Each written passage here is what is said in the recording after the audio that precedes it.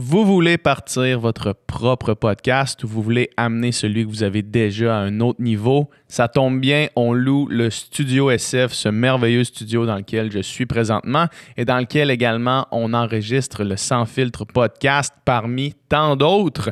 La plupart du temps, ce qui empêche les gens de sauter dans l'univers du podcast qui est en croissance constante, c'est le manque de connaissances techniques et aussi le manque de matériel. Qu'à cela ne tienne, dans le Studio SF, on loue le studio avec tout le matériel, donc tous les micros, tous les caméras si vous voulez faire une version vidéo de votre podcast. Et ça vient aussi avec notre technicien extraordinaire, Nicole. Nicole qui va vous guider dans votre projet. Puis c'est probablement la personne au Québec qui écoute le plus de balados indépendants parce qu'il est derrière la console sur tous les balados qu'on enregistre au Studio SF. Donc, il va se faire un plaisir de vous accompagner dans ce processus-là. Si vous voulez plus d'informations au sujet de la location du studio, écrivez-nous à sansfiltrepodcast@gmail.com. Une production du Studio SF. Bienvenue au Sans Filtre, le podcast où on parle de ce qu'on veut avec nos invités. That's it. Je suis PH Quentin, avec moi Doom Plante. Cette semaine, on n'a pas d'annonceur. Un petit mot rapide sur Vegan n'est pas plate. Encore une fois, on livre des mets surgelés à votre porte. On est allé porter 25% de nos profits au CHUM. Ça faisait quand même des plats pas mal, là, ceux qui me suivent sur Instagram, vous avez vu ça passer. Là. Puis là, on donne 25% pour la deuxième phase, 25% de nos profits à des banques alimentaires. Donc, si vous voulez avoir des plats complètement savoureux livrés chez vous, www.vmpp.ca, allez checker ça, ça vaut vraiment la peine. Fait que c'est ça, cette semaine, Dom, sur le Sans Filtre. Cette semaine, on a reçu un grand plaisir de recevoir un ancien joueur de la Ligue nationale des Canadiens du Wild du Minnesota, Guillaume Latendresse.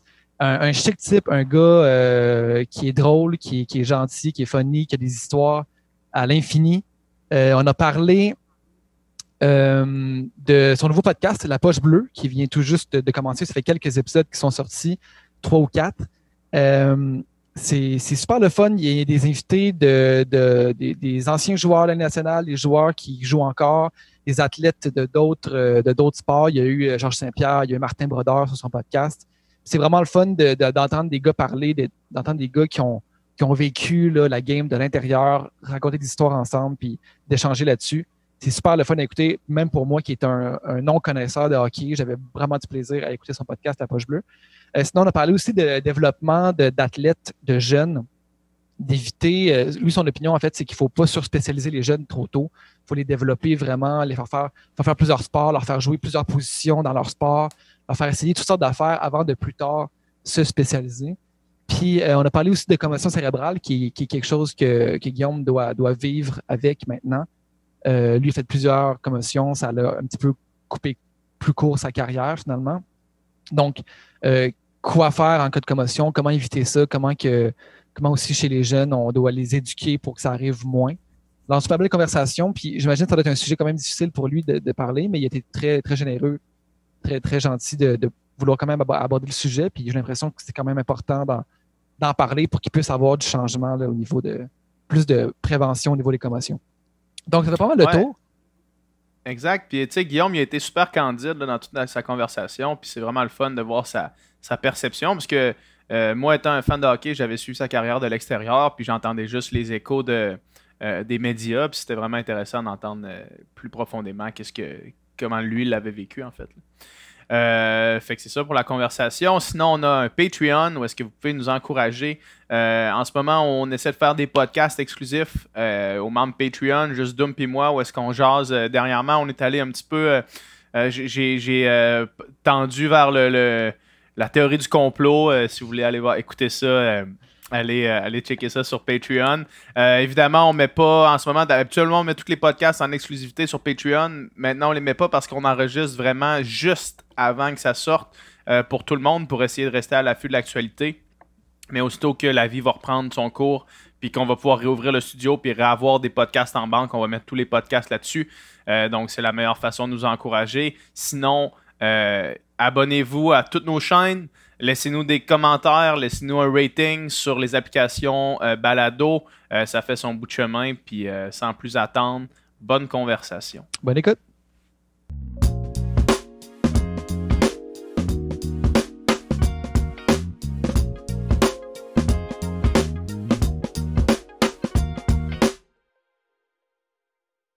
Yes! Fait que Guillaume, merci d'avoir accepté notre invitation pour venir sur le podcast. Ça fait plaisir, les boys. Ça va être le fun. Ouais, oui, t'es un nouveau host dans l'univers du podcast québécois. Ça fait un petit bout que je parle à Doom, justement, du fait qu'il n'y a pas de podcast de hockey hosté par des anciens gars du show au Québec. Puis je trouve que vous tombez pile à point, là. Ouais, mais c'est un peu... moi, ça fait longtemps que j'avais ça en tête, là, honnêtement, de faire un podcast. Puis justement, tu sais, sinon, des fois, tu as des invités avec qui ça... Même si on a une relation où le flow est moins bon, mais au moins, nous autres, on peut se sauver avec nos anecdotes ou ce qu'on connaît ou ce qu'on a vécu. Fait qu'on se back de même. Puis ouais, tu sais, il y a des podcasts qui se font dans le sport qui sont excellents, qui sont super bons. Mais vraiment, d'avoir deux gars qui ont joué la game, qui sont pas des animateurs de métier aussi, faut pas l'oublier. Fait que des fois, ça laisse... des moments drôles, puis je pense que c'est ce que le monde aime en ce moment. On se prend pas au sérieux, on s'amuse, on est deux chums. Ça fait maintenant, j'ai connu Max à 17 ans, je pense, fait que là, ça fait 15 ans et plus qu'on est chums, puis on est buddy, puis il habite en Allemagne, puis on se texte 2-3 fois par semaine, puis on est bien proches. Fait que ouais, on s'est lancé là-dedans un soir arrosé, mercredi, il y a 2 semaines. Je parlais de ça à Max, c'est comme non, je fais pas d'Instagram live, lâche-moi, c'est sûr. Le soir-là, il s'en venait de bonne humeur. Fait que là, let's go, il va. Puis là, ouais, c'est le fun.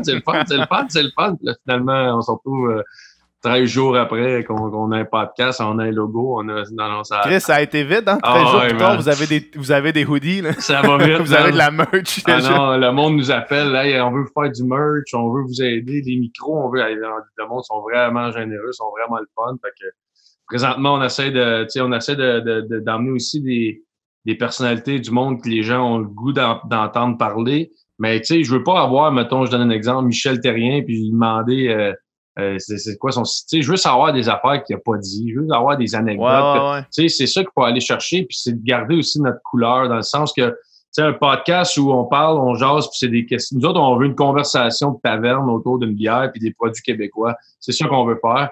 Fait que c'est là qu'il faut ramener un peu, là, essayer de trouver peut-être des drinking games ou des affaires de même où ce que le party pogne, tu sais, que le gars qui est chez eux à 9h jeudi soir, mais il fait comme, OK, I'm part of the boys, là, tu sais, c'est trippant, là. Cet esprit-là, il est déjà là, tu sais, puis je vais faire un disclaimer tout de suite. Moi, je connais fuck all au hockey, là, tu sais. Je pense que j'ai jamais écouté une game de la LNH au complet de ma vie, là, tu sais. C'est parfait, ça. Mais, fait que, tu sais, aujourd'hui, les questions que je vais te poser, ça va être des questions très naïves du gars qui connaît pas ça, mais moi, on a PH, lui, qui connaît plus ça, mais, tu sais, j'ai écouté 2 épisodes de La Poche Bleue au complet, puis même si tu connais pas ça, puis même si tu comprends pas toutes les références des joueurs de qui vous parlez ou tout ça, c'est le fun à écouter parce que c'est des boys qui ont du fun ensemble, tu sais, puis justement, tu sais, on sent il y a vraiment une beauté de... Il y a des gars qui partagent cette passion-là, qui partagent des histoires ensemble, puis qui ont du fun ensemble, puis qui se prennent une petite bière, tu sais, fait que... Ouais, mais c'est vraiment le concept, vraiment, c'est le but qu'on voyait, c'est ça que... Tu sais, le premier show qu'on a fait, c'est Mike Kingsbury, Georges Larac, puis Joe Pinchot qui est venu chanter, puis Éric Bélanger qui est notre collabo chouchou. Là, ben là, il vient, il fait le show, il est belle, là, lui, il regarde le show de chez eux, je pense, puis il saoule, puis il rentre, puis il est bien puis il veut tout nous compter, ça, puis il est drôle. Hein, ça aussi, avec Max, puis Éric Bélanger, c'est mon autre buddy de la Ligue nationale que j'ai vraiment gardé contact avec. Mais tu sais, on veut des affaires que tu peux pas voir ailleurs. Tu sais, dans le premier show, justement, Mike Kingsbury s'en va chercher un globe de cristal. Il remplit ça de Romeo Gin, puis il dit j'ai pas eu le temps de célébrer mon globe de cristal, il vire à l'envers, puis il nous chug ça d'en face. Tu sais, c'est comme tu vois pas ça nulle part. Puis si Max, tu sais, si je prends Georges Saint-Pierre, on l'a fait cette semaine. Moi, Georges, je le connais, ça fait des années, on vient d'arriver sud de Montréal les deux.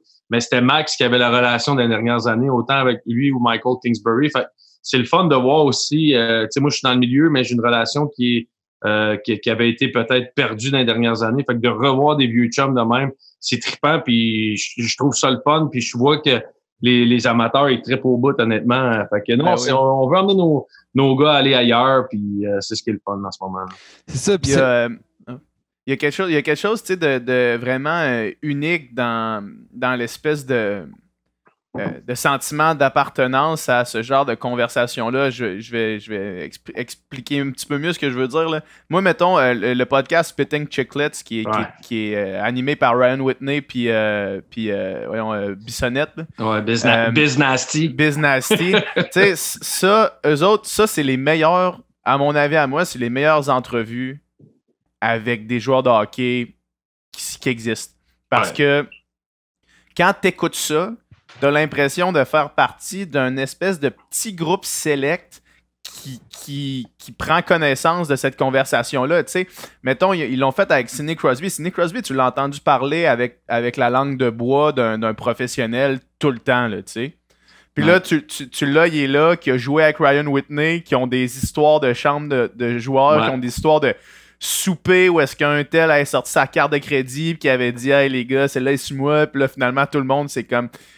Puis t'entends ces histoires-là, puis t'as le sentiment d'être vraiment dans un groupe restreint qui a accès à ces histoires-là, puis ça, je trouve ça vraiment cool. Je trouve que, que vous le faites vraiment bien. Ouais, c'est sûr, nous autres, on veut s'attarder au début, tu sais, aux joueurs francophones, là, les gars du Québec.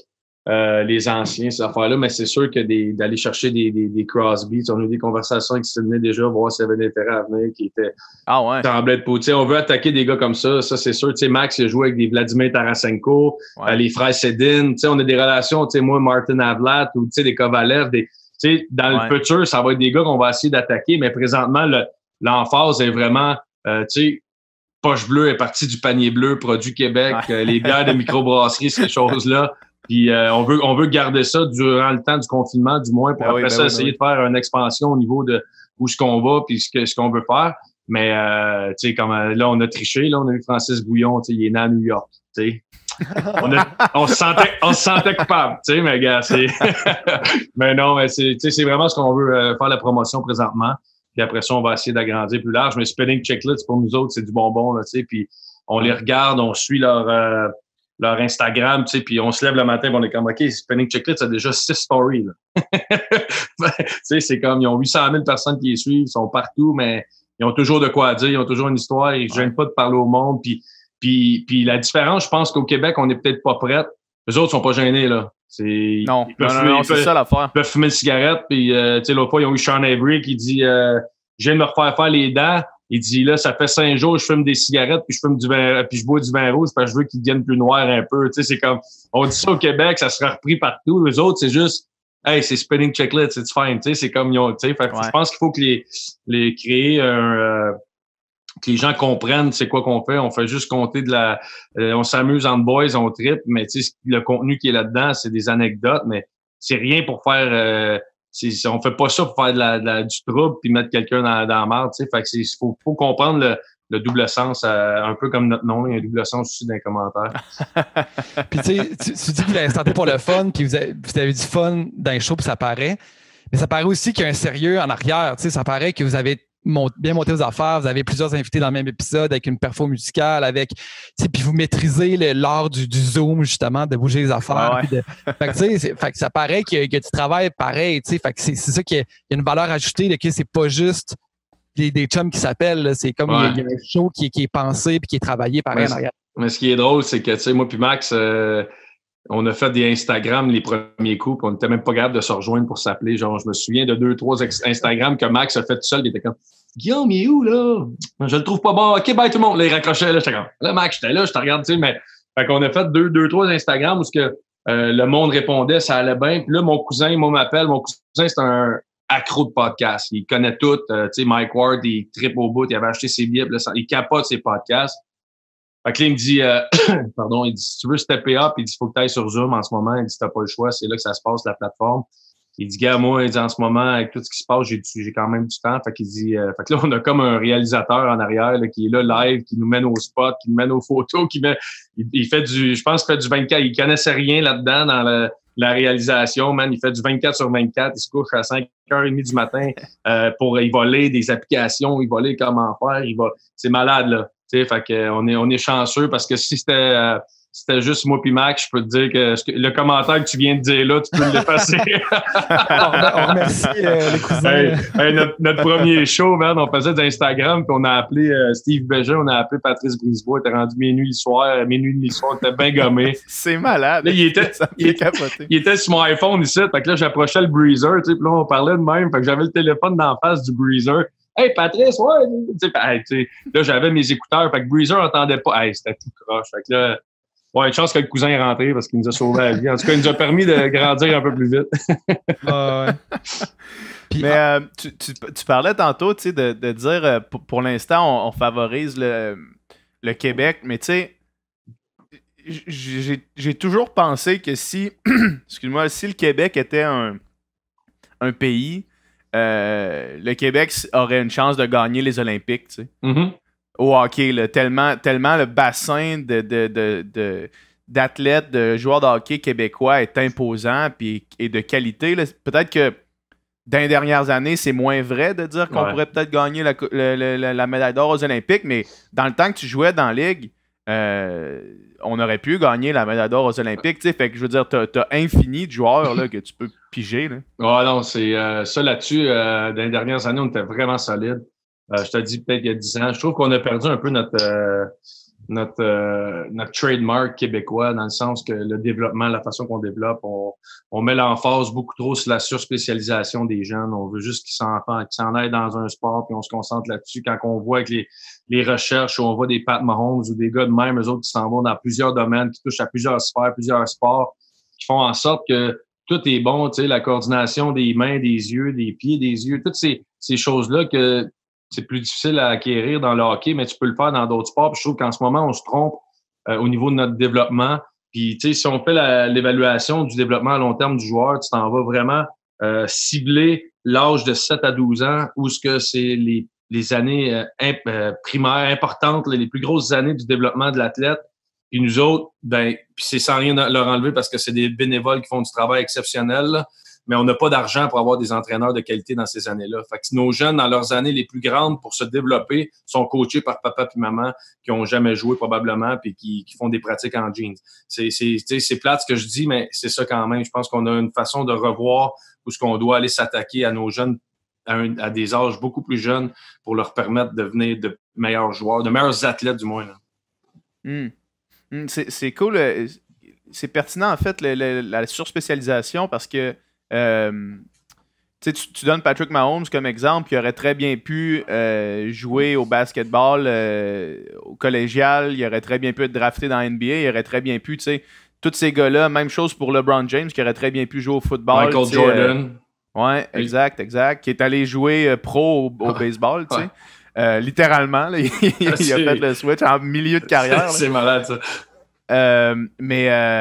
Puis à plus petite échelle, puis évidemment à moins grande qualité, moi j'ai fait ça aussi. J'ai joué au hockey pendant 8 ans, pendant que je faisais de la natation. Puis c'est sûr, ça l'a aidé ma natation, là, c'est sûr. Ouais. Toi, est-ce que tu faisais autre sport quand tu étais plus jeune? Moi, j'ai tout fait les sports, honnêtement. J'ai joué au soccer, j'ai joué au baseball, mais je peux pas dire que j'étais un athlète. J'étais un joueur de hockey. Ouais. Fait, j'ai fait d'autres sports qui m'ont aidé, mais j'ai jamais été passionné par d'autres sports. J'ai jamais trouvé mon sport qui allait faire en sorte que, bon, mais ouais, l'été, je fais ça, l'hiver, je fais ça. Puis, tu sais, fait que moi, j'ai été... puis ça fait plus... On dirait que c'est dans les dernières années qu'on commence à réaliser. Tu sais, moi, j'étais sur la glace 11 mois par année, tout le temps. Tu sais, ce que je dis de faire en ce moment, je ne l'ai pas fait. Mais, tu sais, je pense qu'il y a un groupe, par exemple, de jeunes, de passionnés, puis de peut-être plus talentueux qui peuvent se permettre d'être à l'année peut-être un peu plus que certains autres qui ont besoin de développer des caractéristiques importantes du joueur. Fait que, moi, je me suis retrouvé, dans toutes mes années de hockey, j'ai jamais joué mon niveau. J'ai toujours été surclassé. Fait que je me suis retrouvé à jouer toujours, à jouer l'été.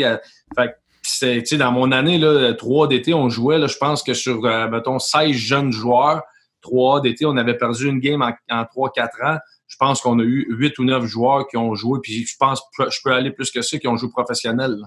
C'est gros, là, dans du 3 d'été de jeunes de 12-13 ans, il y en a 8, 9 ou 10 qui ont joué du hockey professionnel. C'est énorme. Là. Dans mon année, Métier 3, Collège Charlemagne, l'année qu'on a gagné quand j'ai joué à 14 ans, moi, Frédéric Saint-Denis, puis Torrey Mitchell, les 3, on a joué dans la Ligue nationale. 3 gars Métier 3 de la même année. 3 sur une équipe, c'est énorme. C'est énorme. Là. En ce moment, c'est 1, 2, 3 dans la Ligue. Là. Fait qu'il faut trouver une façon de ramener ça. C'est comme on avait. Mon frère a joué professionnel, il était dans cette équipe. On a beaucoup de gars. On réussissait à développer du joueur de hockey.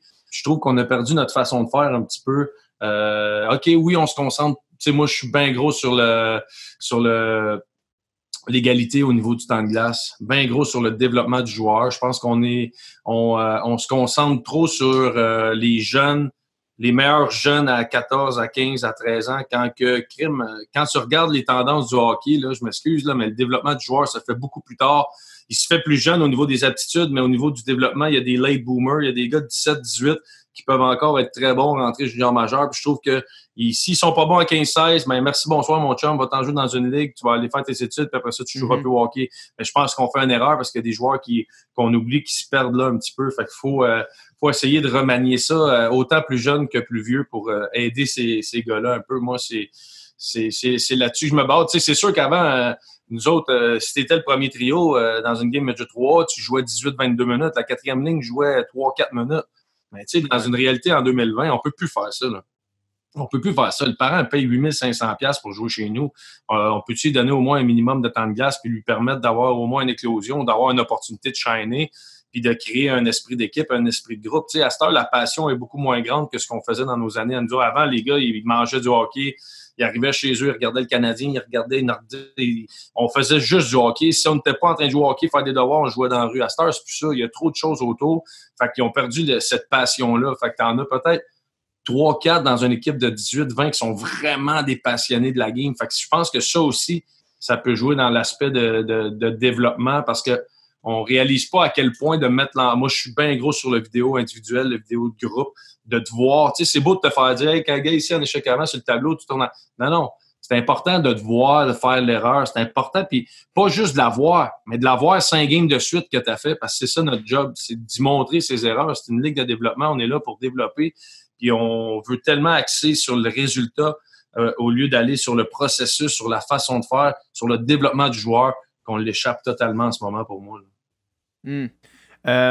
Corrige-moi si je me trompe.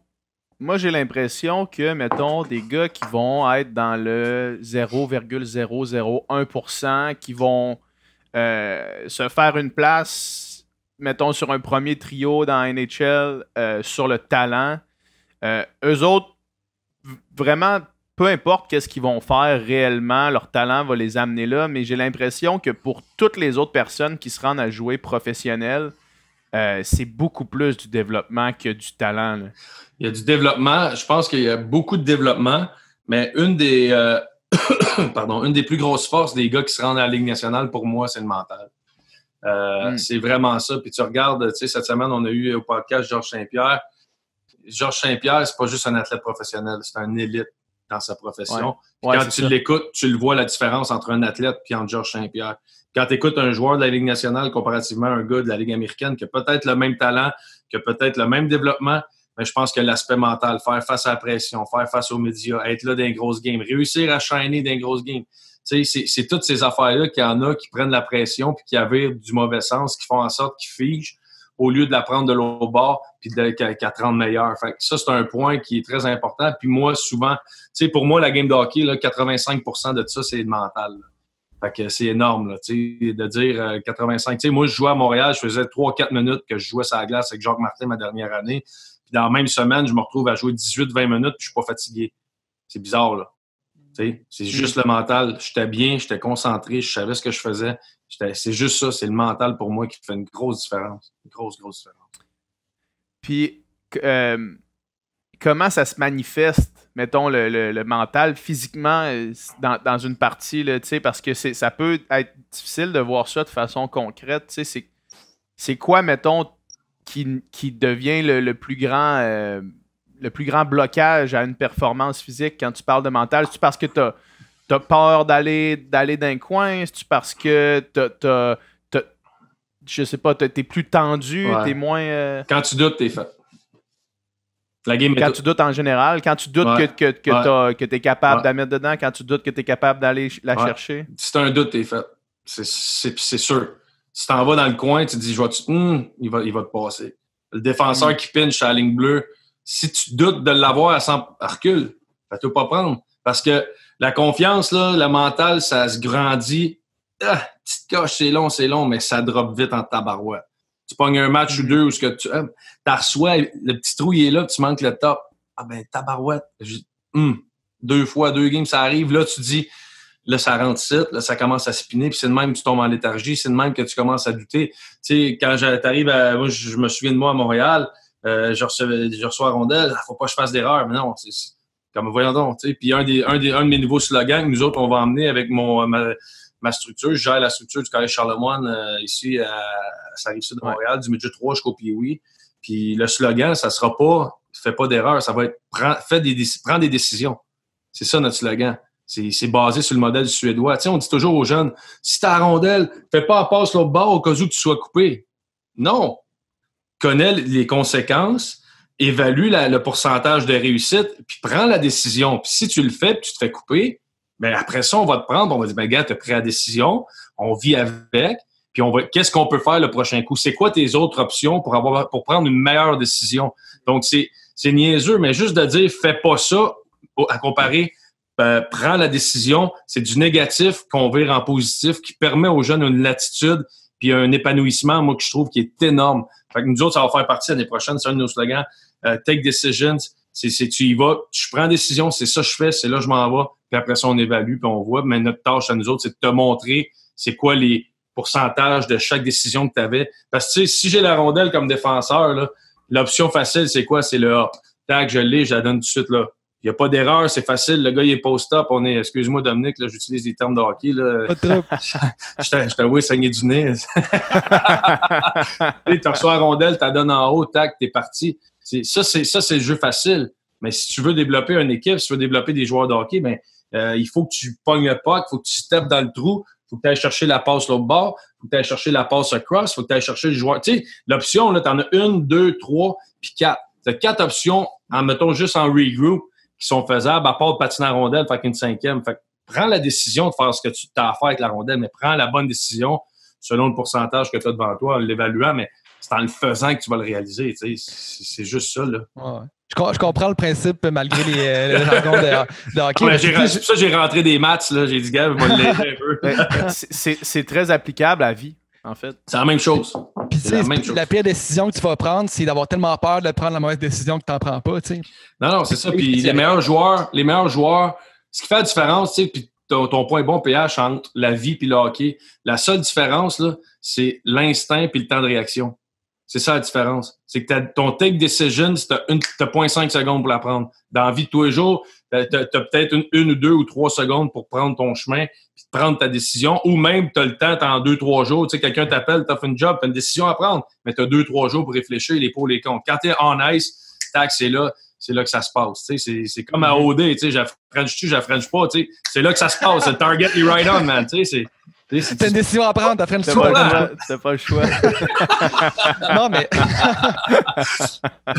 Fallait que j'applaudisse, excuse-moi. Ah, c'est bien correct. Mais plus sérieusement, justement, tu sais, dans la vie, on connaît tout du monde tellement talentueux dans ce qu'ils font, que ça soit peu importe la discipline dans leur job, dans l'art qu'ils font, dans leur sport qu'ils font, mais que tu dis crème, s'ils poussaient ou s'ils voulaient ou s'ils n'avaient pas peur, maudit que ça irait, tu sais. Puis des fois, ça revient à ce que tu dis, tu sais, puis dans le sport ou dans la vie, la peur, c'est le pire boulet, là, tu sais. Tu peux être le plus talentueux du monde, mais si tu fonces pas parce que tu as peur, ça va jamais se passer, tu sais. Tu sais, il y a l'aspect mental du 85%, il y a la peur là-dedans, il y a tout ce qui vient avec, le mental, ces affaires-là, mais aussi, tu sais, puis je pense qu'on l'oublie souvent, mais il y a un 5% qui est là, qui est de la chance. Tu sais, ça, là, on l'oublie souvent, mais pourquoi un gars va avoir son opportunité plus qu'un autre? Pourquoi il va avoir une deuxième chance? Tu sais, nous autres, on dit souvent dans le hockey, là, le train passe une fois, si tu le manques, là, ça se peut qu'il ne revienne jamais, puis c'est souvent ça qui arrive. Tu sais, mon frère, moi, il a joué au Foreur de Val-d'Or, il était capitaine de l'équipe, fait 125 points à 18 ans.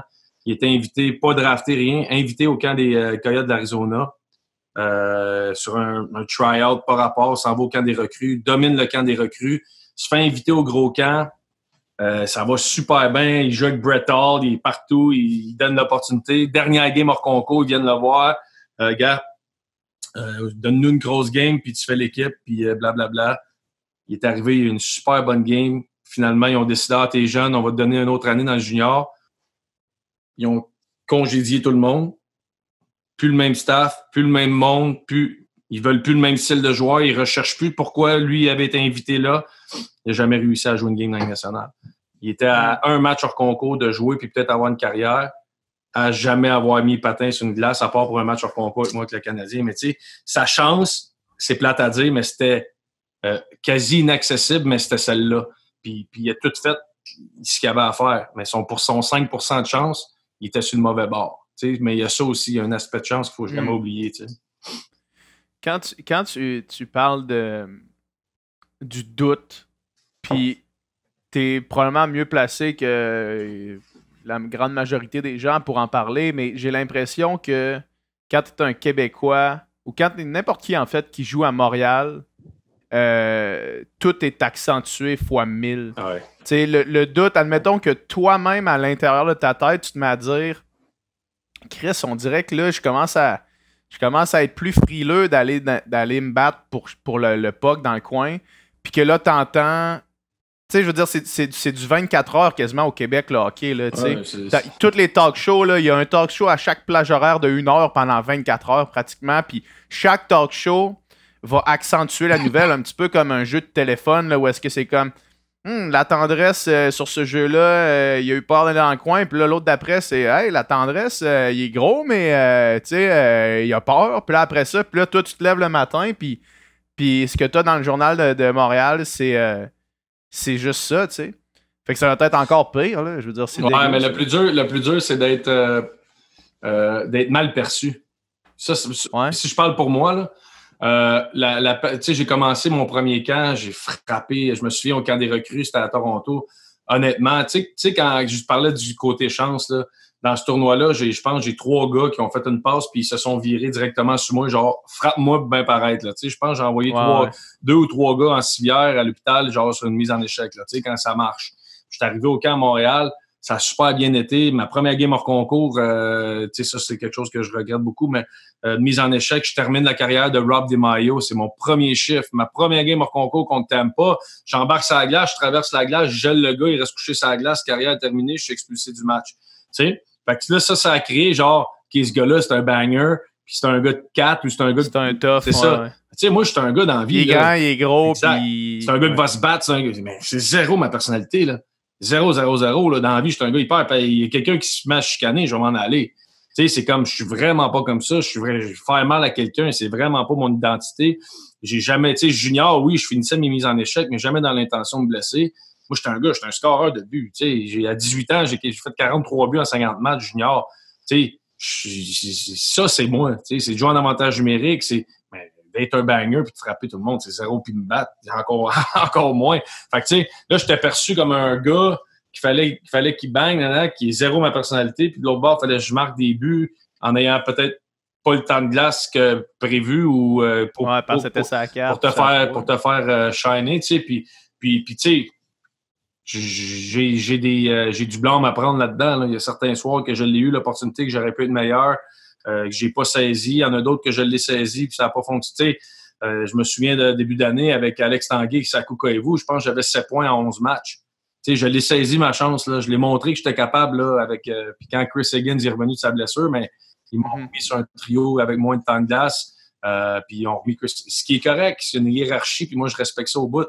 Je veux dire, il y a des fois que je l'ai peut-être pas pris assez, mais il y a des fois que je l'ai pris puis que ça a pas fonctionné peut-être. Puis quand je suis allé à Minnesota, c'est là que l'éclosion est arrivée parce qu'on m'a donné la chance vraiment de la faire, mon éclosion. Là, est-ce que tu penses que, malgré que je t'entendais parler, je pense que c'était au podcast Dans l'Enclave, je t'entendais dire que tu regrettais rien et que tu avais été heureux de jouer pour Montréal, mais penses-tu que si tu avais été drafté ailleurs, où est-ce qu'il n'y a pas la pression constante des médias, où est-ce qu'il n'y a pas tout le temps, comme tu parlais, je pense qu'à Minnesota, le monde il dit salut, mais personne te tient compte de ta game d'hier soir. Là, est-ce que tu penses que tu aurais eu un développement différent? Est-ce que j'aurais eu? Probablement. Est-ce que j'aurais peut-être pas eu aussi... j'ai eu un appui exceptionnel, là, moi, à 18-19. Là, ça marchait bien, mais les fans étaient en arrière, puis il y avait une pression aussi médiatique énorme. Qui m'ont probablement aidé, même si je pense que j'ai fait ma chance dans le sens que j'ai eu un gros camp à 18, je suis revenu à 19, j'ai eu un camp aussi bon. Fait que, ça, c'est une des affaires que je suis plus fier dans ma carrière, c'est la qualité de mes camps d'entraînement, la préparation que je faisais, mais est-ce que ça aurait été différent? Probablement, mais est-ce que je changerais de quoi? Puis je garde la même réponse, je changerais rien.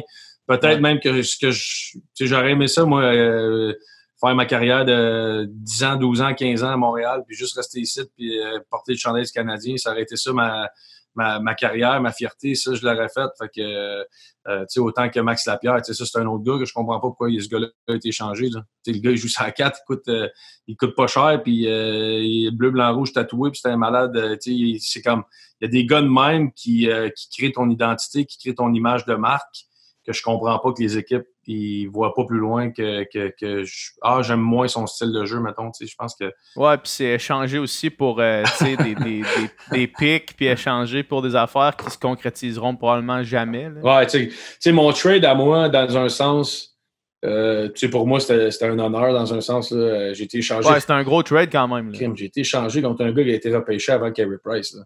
Ouais, le gars, il est sorti 4e, il n'a pas eu le début de carrière qu'il voulait. Mais pour moi, c'est un beau gamble des deux équipes. Parce que du côté du Wild, tu dis, ben, c'est quoi? Moi, je pense que ce gars-là a le potentiel, mais il n'a pas été maximisé. Puis de l'autre bord, tu dis, ben, on lui a donné des opportunités. Puis, c'est quoi? Il manque de maturité en ce moment, mais peut-être qu'il va appogner dans les prochaines années, puis ça va donner le gars que tout le monde espérait. Fait que des deux bords, tu sais, je pense pas qu'on était des mangeurs de marde, je pense pas qu'on était des gars, des fouteux de troupe, je pense pas qu'on échangeait problème pour problème. Je pense juste qu'on échangeait deux gars qui était perdu, puis que le mental n'était plus là, puis que là, il cherchait à sortir la tête de l'eau, puis il n'arrivait pas à le faire. Mais tu sais, dès qu'il allait arriver à le faire, le talent était là pour réussir à performer. Là, tu sais. Ouais, c'est ça. C'était un trade avec des upsides vraiment élevés. Là. Ouais, c'est ça. Tu sais, Ben Pouliot, honnêtement, man, c'est un des meilleurs joueurs que j'ai vu jouer. Là. Honnêtement, là, c'est skill, speed, size. Le toolbox, là, c'était malade, ce gars-là. On jouait l'été, là, il dominait, là, il mangeait là, vraiment fort ce gars-là, mais il n'a jamais réussi à aller chercher le petit hedge de plus qui aurait fait en sorte qu'il aurait été une star. Il n'aurait pas juste été un joueur de la Ligue nationale, Ben Pouliot, il aurait pu être une star de la Ligue nationale. Ça m'amène à parler de ce draft-là. Dans le fond, c'était ton année de draft. Puis moi, chaque fois que je regarde... tu sais, je m'amuse des fois à checker les drafts pour voir qui avait été drafté avant qui, tu sais, maintenant, pour remettre tout ça en perspective. Puis ce draft-là, c'est un des meilleurs drafts des 20 dernières années. Évidemment, tu as le headliner, qui est Sidney Crosby, qui sort en premier, tu sais, avec toute la loto Crosby qui était le build-up jusque ça, parce que c'était post-lockout. Ouais. Ça fait que c'était pas c'était pas l'ordre normal. Là. Non, c'était pas le gros show non plus. Ouais, c'est ça. Exact, c'est ça. Puis...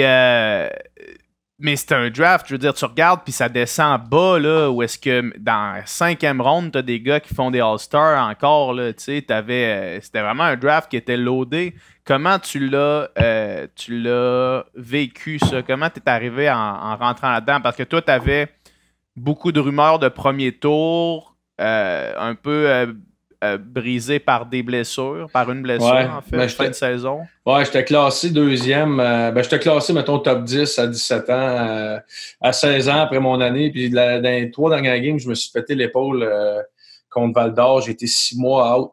Je me suis fracturé l'os, puis je me suis tout cassé l'enveloppe aussi. J'ai eu une grosse opération. Ça m'a fait manquer 6 mois. Quand je suis revenu, j'avais pas le petit hedge que j'avais peut-être à 16 ans. Ça a été une année de 17 ans dont je suis fier pareil, mais qui a été plus dur que je m'attendais. Puis ça a fait en sorte que j'ai reculé dans le draft. J'ai reculé, tu sais, je suis parti top 10, top 20, top 25. Finalement, dernière liste, j'étais 52, je suis sorti 45. Mais tu sais, je sais que le Canadien m'avait sur leur liste beaucoup, bien avant ça. Mais il reste que ce repêchage-là, c'est vraiment un beau repêchage dans le sens que c'est vraiment diversifié dans la qualité des joueurs. Tu sais, tu regardes, là, tu sais, Pricer qui est sorti 5e à Montréal. Tu sais, t'as des gars...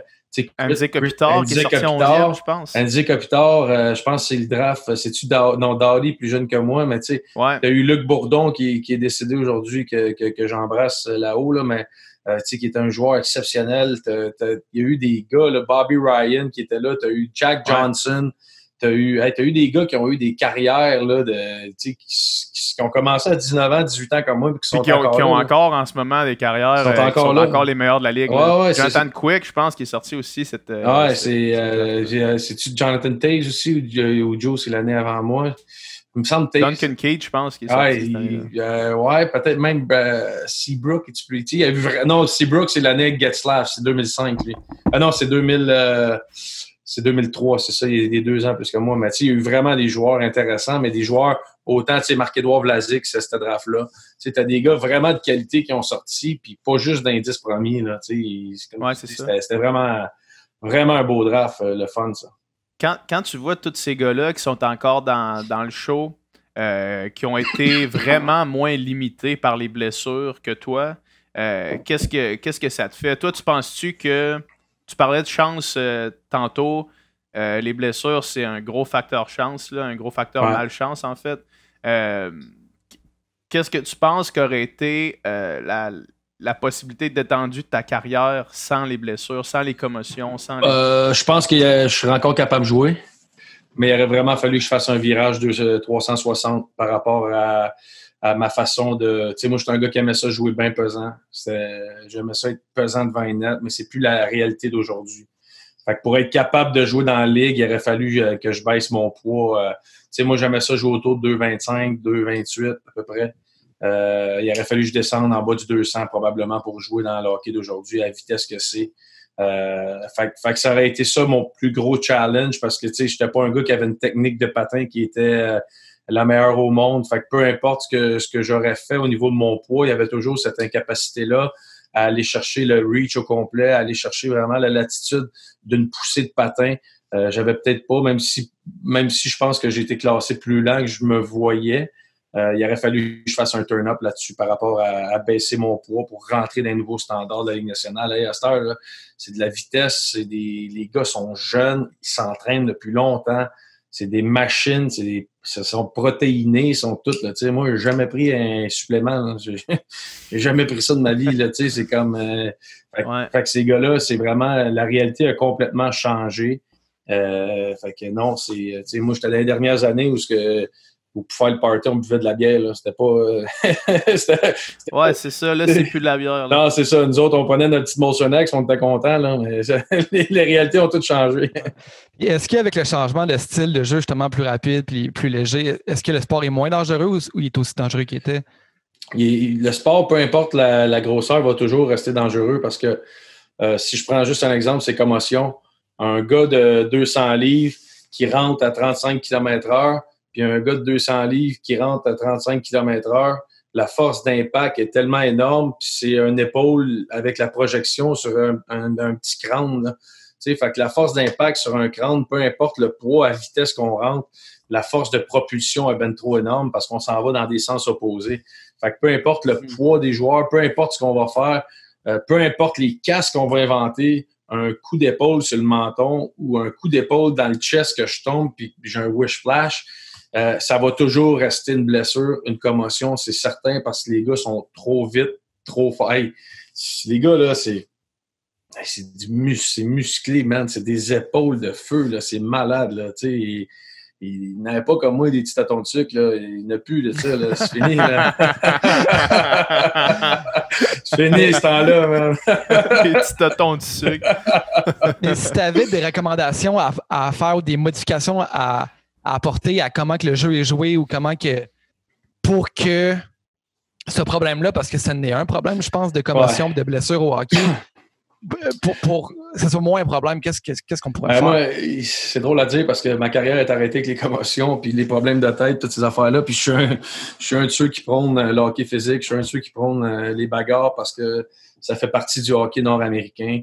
Des bagarres stagées entre deux toughs, OK, si on peut les enlever, je pense que ça fait partie de ce qu'on doit enlever. Mais une bagarre pour garder le respect, pour garder quelqu'un sur OK, si je fais ça, je le sais que j'ai à me battre, je peux te dire que tu vas y penser 2 fois avant de le faire. Mais si tu le fais et tu n'as pas de répercussions après, je trouve que ça change la game mentalement, surtout dans une société nord-américaine qui a été éduquée, qui a été élevée. Tu sais, je pense que le plus gros conseil que je pourrais dire, c'est Hockey Québec. Hockey Québec.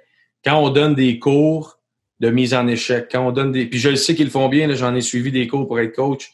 Ils font une bonne job, mais c'est d'optimiser le message aux entraîneurs qu'eux autres, après ça, vont prendre, qui vont emmener aux joueurs. Le but d'une mise en échec dans le hockey, c'est pas de blesser le joueur adverse. C'est pas de le rendre dans 5e rangée en haut. Le but d'une mise en échec, c'est de frapper au poignet, de couper son ascension vers la zone offensive et de récupérer la rondelle. en aucun temps, dans ce que je viens de dire, il y a eu un contact physique corps à corps. Ce qu'on parle, c'est de couper le temps et l'espace du joueur pour prendre possession de la rondelle. C'est ça, une vraie mise en échec. Donc, je pense que c'est le message du départ qu'on doit prendre, qu'on doit emmener aux entraîneurs puis qu'on doit emmener aux joueurs. Parce que c'est là que ça, oui, une grosse mise en échec, ça change la game, ça change... Mais c'est pas ça que tu as besoin. Ce que tu as besoin, c'est une récupération de rondelles, c'est une récupération qui est active, qui est prête, ou ce que justement, au lieu de montrer à tes gars à finir des mises en échec puis de l'envoyer dans la 5e rangée, montre à créer un revirement, créer un loose puck, récupérer, tac, on est reparti l'autre bord, puis t'as mettre dedans. Je peux te dire que ce but-là va faire pas mal plus mal que la mise en échec que tu viens d'y donner. Donc, on devrait se concentrer peut-être sur d'autres choses, autres que juste la grosse mise en échec qui change le ton, là. Ça a vraiment changé le ton, cette mise en échec. Tu sais, là, le hockey de dinosaure, on n'est plus là-dedans, puis je pense que c'est dans l'éducation de nos jeunes qu'on doit le faire. J'ai vraiment l'impression, puis c'est super intéressant ce que tu dis là, parce que, encore une fois, corrige-moi si je me trompe, j'ai l'impression qu'au hockey, il y a vraiment une culture de tough. Là, on voit, mettons, dans le... Voilà une couple d'années, il y avait un montage qui circulait sur Internet, vous l'avez sûrement vu, ça a été viral, c'était 2 clips. C'était un clip, à gauche, c'était Alexander Ovechkin qui est debout sur le banc, puis il y a une puck qui rentre à pleine vitesse dans sa gueule, il fait juste clac, puis il se retourne de bord, puis il continue à checker qu'est-ce qui se passe à la glace.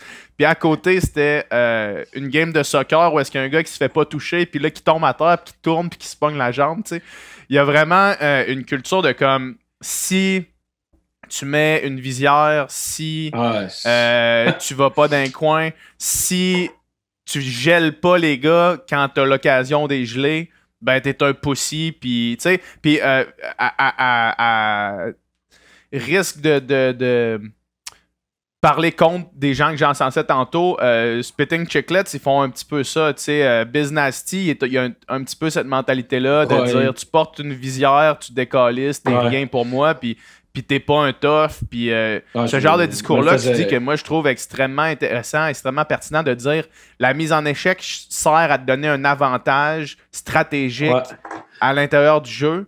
J'ai l'impression que c'est pas tout le monde qui partage cette idée-là, puis c'est pas tout le monde qui véhicule ces idéaux-là. T'sais. Non, puis c'est un gros fléau de la game encore. T'sais, quand même bien qu'on met la glace plus grande, on va trouver une façon de crosser le système, faire mal à quelqu'un. C'est pas compliqué, il faut partir des jeunes, il faut inculquer une nouvelle philosophie, une nouvelle vision de la game aux jeunes dans l'âge 7-12 ans pour que quand ils montent, la game, la façon de la jouer est différente. T'sais, moi, combien de fois je me suis fait dire qu'est-ce que tu fais avec ta visière? Comme tu dis, là, il me l'a fait dire souvent. Moi, ce que je disais au gars... Un francophone avec sa visière, tu devais pas être le bienvenu. Ah non, puis moi, je leur disais, ben, c'est quoi, le jour qu'on va se voir sur un terrain de golf à ma retraite, puis que toi, il te manque un œil, tu vois que tu vas te trouver intelligent, mon chum. Je dis, gars, j'aime mieux faire attention à, justement, c'est des sens primaires qui sont tellement importants que je trouve ça tellement macho et complètement stupide d'avoir des messages de même. Moi, je comprends pas ces gars-là, mais en même temps, si je prends l'exemple de Biz Nasty, tu disais, ce gars-là a fait sa carrière là-dessus. Ce gars-là est bâti sur la philosophie de violence, de faire mal, puis c'est correct. Comme je te dis, je suis pas là pour juger personne dans leur évaluation de la game ou comment elle devrait être jouée. Seule chose, c'est faut se protéger. Il faut que les gars commencent à comprendre les réalités de l'après. Parce que quand tu es dans la game, tu sais, moi, là, si j'avais pas eu la relation avec mon ex, puis elle m'avait pas dit je calisse mon camp, je serais probablement encore en train de jouer, puis je ferais sûrement de l'Alzheimer à 38 ans. Mais c'est ça en réalité, parce qu'on est là-dedans, on est des F1 qui veulent on est des machines de performance. On n'est pas capable, tu sais, là, j'ai arrêté de jouer, là, ça fait 7 ans, je roule 3-4 jobs en même temps parce que c'est de la performance. Il faut réussir à aller chercher cette adrénaline-là, il faut réussir à aller maximiser quelque chose. OK, j'embarque dans ce projet-là, je m'en vais là. C'est ça, on est habitué à faire ça. C'est ça notre vie, depuis qu'on est jeune, qu'on est bâti là-dessus. Fait qu'il y a vraiment une philosophie, une culture, une vision du sport professionnel qu'on doit trouver une façon de protéger nos jeunes qui s'en viennent là-dedans. Puis, tu sais, on parle de ça, là, mettons, on parle au Québec, là, c'est en bas d'1% là, qui vont jouer dans la Ligue nationale. Fait que on peut-tu protéger nos jeunes, on peut-tu faire attention à leur tête pour pas qu'ils aient rendu Midget 3, 8 commotions à son actif, puis qu'ils prennent sa retraite, puis qu'ils soient plus capables d'être médecin parce qu'il a trop mal à la tête quand il compte 2+2. On peut-tu penser aux vraies affaires qu'on a besoin? On est capable de donner la chance à tous les jeunes de performer en se protégeant puis en changeant de philosophie pour rendre le sport propre et plus beau. Moi, je suis sans enlever les mises en échec, mais les rendre moins dangereuses, les rendre plus intelligentes. Moi, c'est vers ça que j'irais. Au niveau des bagarres, tu sais, moi, mettons justement d'un œil naïf de la personne qui ne connaît pas, je te le voyons donc qu'il y a encore des batailles dans un sport comme ça, tu sais. Parce que, tu sais, mettons, 2 gars se taperaient sa gueule à la sortie d'un bar la nuit, je veux dire, ils se font embarquer, voie de fait, tu sais. Mais c'est une glace, pourquoi c'est toléré quand que. Puis on parle pas d'un sport comme la boxe où c'est ça le jeu, tu sais. Là, sauf que quand on a reçu Georges Larac au podcast, justement, il a amené comme une autre vision à laquelle je n'avais jamais pensé, qui est quand il y a des bagarres ou quand que tu sais que la possibilité de la bagarre existe, c'est comme s'il y avait un respect supplémentaire, puis les gens faisaient plus attention, puis il y avait moins de coups bas, moins de coups chiens. Si tu peux voir Georges Larac qui arrive vers toi avec ses gants à la glace, peut-être que tu y penses 2 fois avant de vouloir te battre. T'as-tu joué avec Georges, toi? Ouais, j'ai joué avec Georges, puis j'ai une histoire avec Donald Brashear. Donald Brashear aussi, qui était un chien de malade. Brash, c'est comme, tu sais, puis là, je me souviens, je pense que j'étais avec le Wild, puis on s'en va à Wash, puis là, je finis de mise en échec, mais solide, là. Tu sais, vraiment, je pogne le gars solide, puis c'est un bon hit, clean, mais là, j'entends en arrière. Tender! Ah ouais, mon tabarnak! Tu frapperas plus de même. Ah ouais, viens-t'en ici. Là, il me court après pendant à peu près 1 minute, man. Je peux te dire que si j'ai pas fait pipi dans mes culottes, c'était mouillé. Mais non, mais tu sais, mais c'est ça pareil. Le prochain coup, je vais aller finir ma mise en échec, puis je vais voir le gars, puis je vais voir du coin de l'œil, Brash, juste là. Il me l'a donné, mon warning, là. Tu sais, si je m'en vais le finir, puis je lève le coude, ou je fais, ben, je le sais que tu comprends? Fait que c'est, moi, c'est dans cet aspect-là que je trouve que, tu sais, d'avoir, tu sais, Georges puis Derek Bogart qui sont face-off, qui se regardent, qui droppent les gars, qui se battent pour être le plus fort, le roi de la montagne, ça, je suis moins pour ça. Mais de garder les bagarres pour implanter un respect sur la patinoire, je trouve que ça a encore sa place dans le hockey nord-américain. Puis c'est un gars qui a des problèmes de tête, qui vit avec des séquelles encore, qui dit ça, là. Fait que, tu sais, le message que je véhicule, c'est pas la violence, c'est l'inverse. Mais je pense qu'il y a trop de gars qui profiteraient de la situation, puis il y aurait des blessures beaucoup plus graves que ce que... Est-ce que ça devrait pas être le rôle des arbitres, justement, de s'assurer qu'il y ait ce respect-là, puis qu'il y ait justement qu'il n'y ait pas de coups bas, pas de coups chiens, plutôt que ça soit comme une loi ça va vite, man. Ça va vite. Un peu, ouais, c'est ça. Ça va vite. Là, ça prendrait plus d'arbitres. Ouais, Chris. Ça prendrait un arbitre par joueur. Ouais, c'est ça. Non, mais tu sais, moi, je pense que peut-être qu'on va en venir au fait qu'il y a 4 arbitres sur la glace, puis peut-être qu'on va en avoir 2 autres en haut qui peuvent faire des calls. Peut-être que ça va venir à ça un jour. Mais il reste que la beauté de ce sport-là, c'est de trouver la façon, peu importe laquelle, de battre l'adversaire. Tu sais, c'est la beauté de ce sport. Autant que le football, c'est la même chose. C'est dans quelle faiblesse que je peux atteindre mon adversaire. Eux autres, c'est pas c'est pas en bagarre, eux autres, c'est vraiment dans les stratégies, dans l'étude de l'adversaire. Nous autres, c'est vraiment plus dans l'instinct, dans connaître les tendances, dans connaître ce que le gars, l'adversaire va faire dans des vidéos, des séances vidéo, de dire, OK, parfait, ce joueur-là, tu sais, comme nous autres, quand Bob Gainey avait congédié Carbeau, il était rentré, puis la première affaire qu'il nous avait dit à la première game, c'était prenez un game notes, là, avec toutes les notes des joueurs, puis apprenez c'est qui les gars l'autre bord. Fait que là, le soir, on arrivait, puis là, il disait, bon, ben, parfait, la tendresse, c'est qui le 12 en défense l'autre bord? Bon, c'est PH Quentin, défenseur gaucher, 8 buts, 13 passes. Parfait. Fait que tu sais que si tu vas contre lui, ben il est gaucher. Ça veut dire que tu protèges ta rondelle. Tu sais, là, il avait vraiment amené une étude de la game beaucoup plus loin que ce qu'on est habitué dans le hockey. Puis j'avais trouvé ça super intéressant. Fait que je pense que le hockey doit développer des façons de... Je trouve qu'on est stupide dans notre sport. Je trouve qu'on est stupide. Puis l'année passée, j'ai eu la chance d'aller à Kansas City. Puis j'avais mangé avec Laurent. Puis on a vu cette conversation-là, tu sais, sur... Moi, dans ton livre de jeu, j'ai le goût de voir. Tabarnak, c'est un qui n'est pas stupide. Non, c'est ça. Lui, là. Exact. Tu sais, puis c'était comme... c'est sûr que c'est dur à faire, parce que nous autres, c'est de l'instinct, c'est tout de suite. Eux autres, c'est 5 secondes, ça siffle, on repart, on se replace, on a une formation. Donc, la réalité n'est pas la même. Mais je trouve qu'on est stupide dans le sens qu'on montre 3 face-off aux gars puis on est mêlés. Tu sais, c'est pas normal, là. C'est pas normal qu'on soit pas capable de faire 2 ou 3 styles d'échecs avant. C'est pas normal. C'est pourquoi on se concentre pas sur les bonnes choses. Au lieu de montrer à des jeunes dans le pee-wee à forechecker à 2-1-2, vas-y à 2 puis forecheck. Non. C'est quoi le rôle du premier? C'est quoi les options du premier? Parfois, une fois que le premier, on l'a atteint, l'objectif, on va rentrer le deuxième. Pour dire, si je forecheck à 2, c'est quoi l'intention des joueurs sur la patinoire? C'est complètement ça qu'il faut changer. Il faut changer, tu sais, puis ça revient à ce que je disais tantôt, notre approche des joueurs doit changer. On doit montrer la game. On doit arrêter de jouer la game. On doit la montrer et donner les raisons. Les jeunes à cette heure veulent savoir le pourquoi du pourquoi. Il faut leur donner ces réponses-là. C'est important. Le joueur en défensive, le premier défenseur qui s'en va dans le coin finit sa mise en échec. C'est quoi l'intention derrière son move? Peu importe le système de jeu que je joue dans la vie, c'est quoi l'intention de ce gars-là en allant finir son move?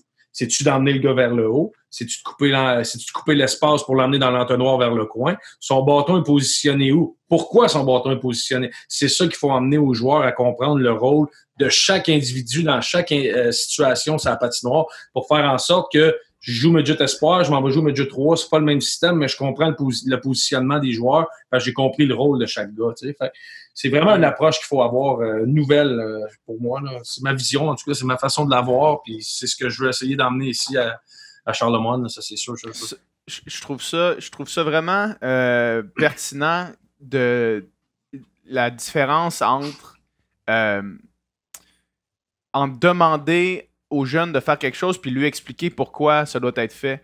Je vais prendre un autre exemple. Moi, tu sais, j'ai nagé pendant plus de 20 ans, puis à un moment donné, il y a un switch dans ma carrière de nageur où est-ce que j'étais tanné de juste faire l'entraînement parce qu'il m'était demandé d'être fait sans avoir la justification de pourquoi il devait être fait, tu sais. Parce que là, je commençais à réaliser que, OK, Chris, il me semble qu'on fait certaines affaires qui, pour moi, font pas de sens. Mm-hmm. Fait que ma motivation de les faire diminuait grandement parce que je comprenais pas pourquoi on les faisait, tu sais. Ouais. Alors qu'à un moment donné, quand j'ai demandé à mon entraîneur, j'ai dit, là, ça me prendrait la justification de pourquoi on fait ça. Pourquoi est-ce qu'aujourd'hui, cet entraînement-là est nécessaire? Pourquoi est-ce que demain, ça va être celui-là?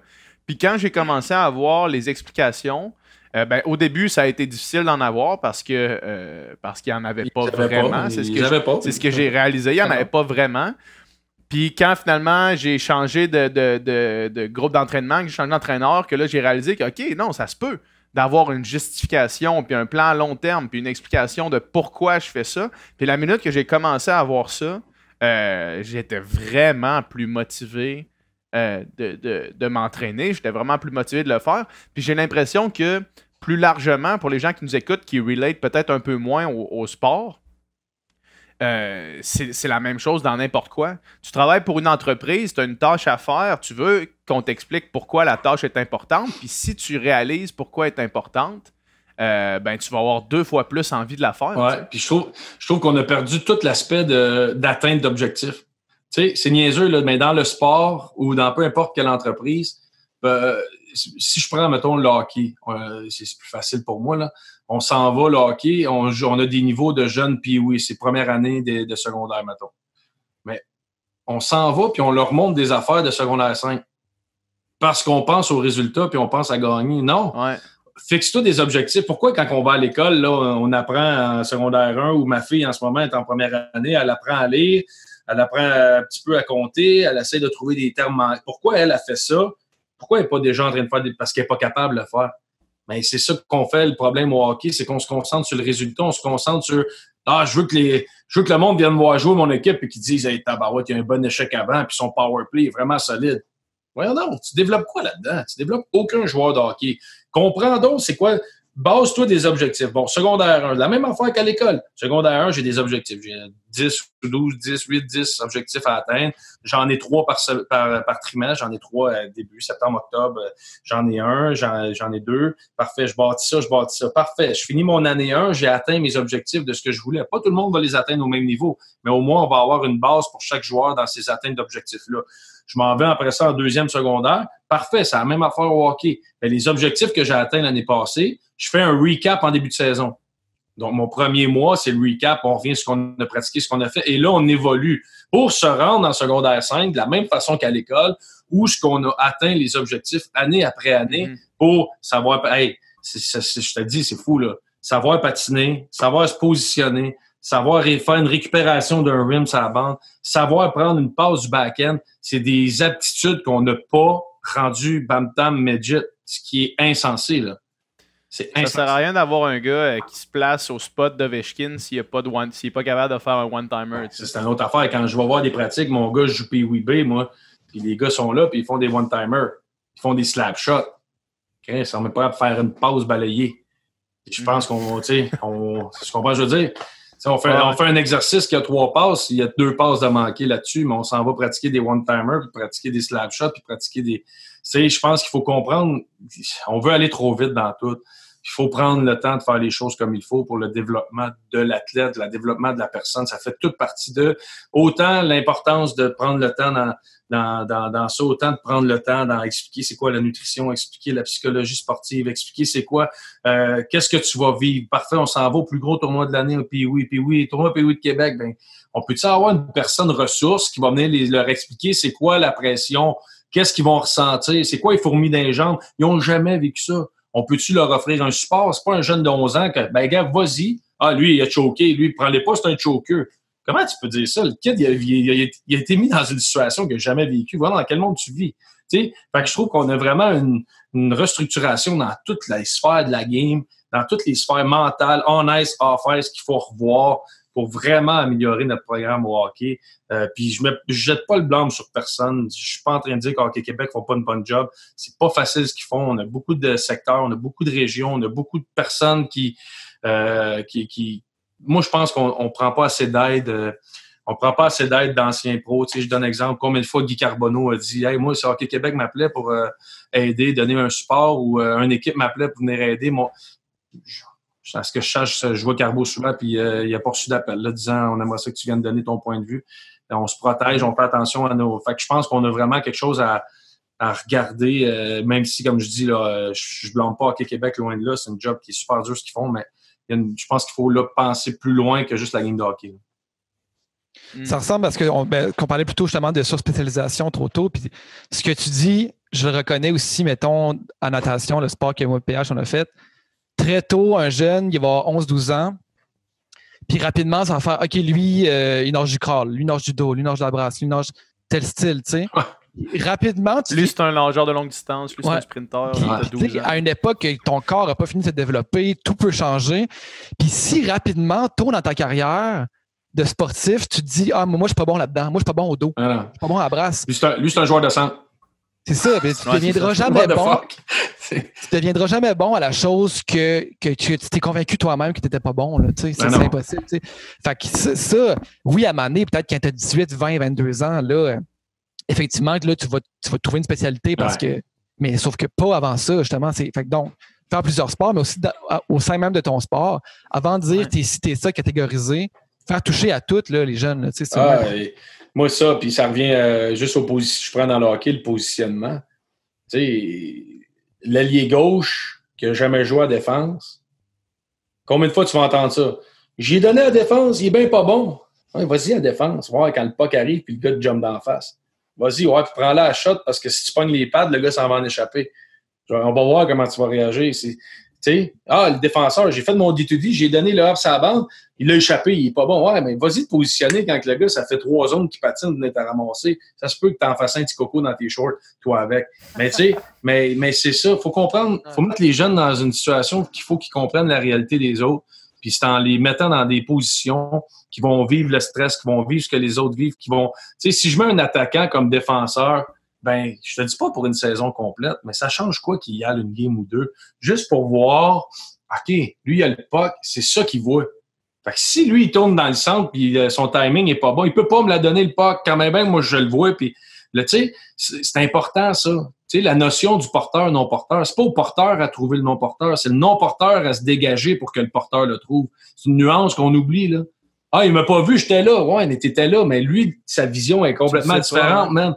T'sais, fait que de juste mettre les jeunes dans des situations où ce qu'ils voient, c'est quoi la vraie game, puis c'est quoi les options des autres partenaires sur la glace avant de chialer. Ça, c'est un autre point que je trouve que c'est tellement important, puis c'est ça. Ah, mon gars, il a 7 ans, c'est un joueur de centre.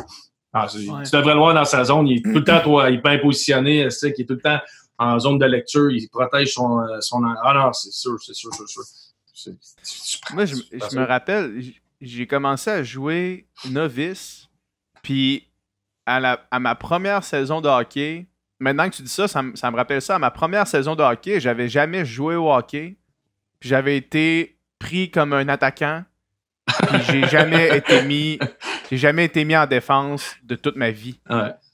Comme à partir de ma première saison, alors que j'étais novice C, là, j'étais un attaquant. Puis c'était pas nécessairement moi qui avait décidé. Là. Moi, j'avais dit, je sais pas, marquer des buts, c'est cool. Fait qu'il m'a dit, OK, good, va en avant. Puis j'étais resté en avant. Puis ça me fait penser à Julian Edelman, le receveur de passe des Patriots de la Nouvelle-Angleterre, que lui a joué tout son collégial comme corps arrière. Puis que quand il s'est fait recruter dans la NFL, il a appris qu'il était recruté comme receveur de passe par les Pats. Ah ouais, je savais pas ça. Lui, c'est un corps. Tu sais, là, on s'entend que c'est pas être un centre ou être un ailier gauche. Là. Non. C'est être un corps arrière puis être un receveur de passe parce que lui, il était super athlétique, il avait des bonnes mains, puis il connaissait toutes les routes possibles parce qu'il était corps arrière. Fait qu'il a été recruté. On n'a pas besoin d'un corps arrière, mais on a besoin d'un receveur. Fait que toi, tu vas être un receveur. Puis là, comme de fait, maintenant, c'est un des meilleurs receveurs de la ligue. Mais c'est pas fou. Ouais, mais c'est pas fou pantoute, c'est ça. Parce que là, tu sais qu'est-ce que le corps arrière voit. Ouais. Fait que si tu, précisément comme tu dis là, par rapport aux défenseurs, tu sais qu'est-ce que le corps arrière voit. Fait que tu sais que quand tu as un coverage qui est plus loose, tu sais que tu as besoin d'aller là, puis le corps arrière, il va te voir parce que tu l'as déjà fait. T'sais. Ah non, c'est super intéressant. Puis plus qu'on regarde les tendances, ou on regarde tous les sports, on regarde les sphères complètement différentes, tu vois que les meilleurs ont réussi à faire autre chose, ont touché à autre chose, ont touché à d'autres positions. Fait que ça, c'est un affaire qui... tu sais, puis t'en as des joueurs là, qui sont... tu sais, il y en a des joueurs qui sont vraiment... c'est sûr, c'est ça. Puis c'est tu sais, comme moi, mettons, je suis zéro un joueur de centre. Tu sais, ça, peu importe. Là, tu me dis, joue à défense avant de jouer au centre, presque là. Tu sais, parce que, premièrement, la vitesse... tu sais, moi, je suis un gars, je suis un scoreur de goal. Qu'est-ce que ça fait, un scoreur de goal? Ça va cheater. Ça va cheater. C'est tout. Regarde les scoreurs de goal, qu'est-ce qu'ils font? Ils cheatent un peu. Ils vont aller trouver la petite ligne avant que les autres. Mais c'est ça. Fait qu'il faut que tu connaisses aussi la mentalité puis ce que le joueur veut faire. Mais à un bas âge, moi, je trouve qu'on se tire dans le pied en faisant. Elle gauche, tu peux aller le gauche. Si tu bouges pas, c'est complètement stupide. Complètement. Non, c'est clair. En ce moment, t'as-tu au quotidien, t'as-tu des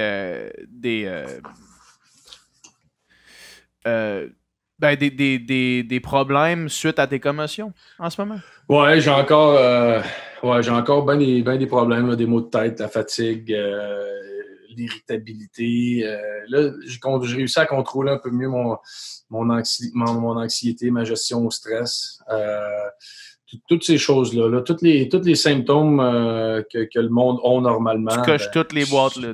On les coche pas mal toutes. Fait que c'est ça. Là, j'essaie là. J'ai pas perdu le contrôle, mais j'ai moins pris soin de moi peut-être dans les dernières années, dans le sens que ça va vite.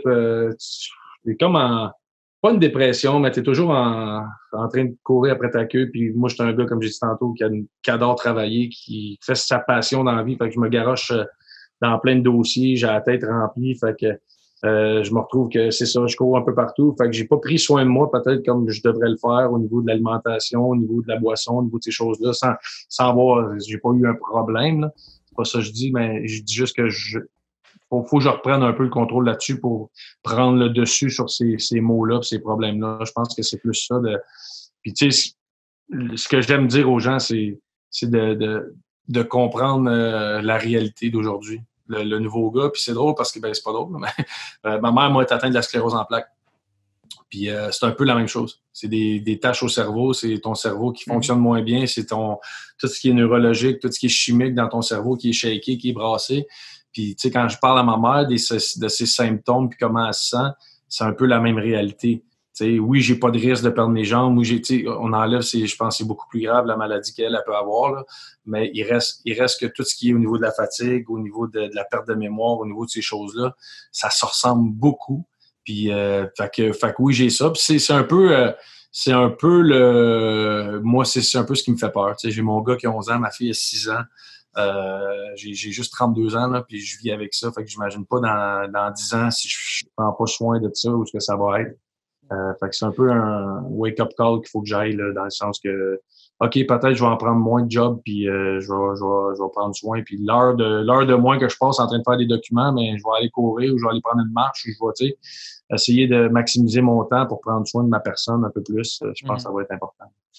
Je pense que les effets à long terme, les effets secondaires des commotions, plusieurs commotions répétées, c'est encore assez méconnu. On ne sait pas exactement comment traiter ça. Mais toi, mettons, j'imagine que tu dois connaître, tu dois te renseigner sur le sujet. Est-ce qu'il y a des traitements? Est-ce qu'il y a quelque chose que tu peux faire? Qu'est-ce que tu peux contrôler par rapport à ça?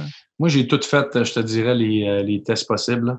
Puis ça faisait partie. Je manque de temps parce que je voulais bâtir une conférence là-dessus.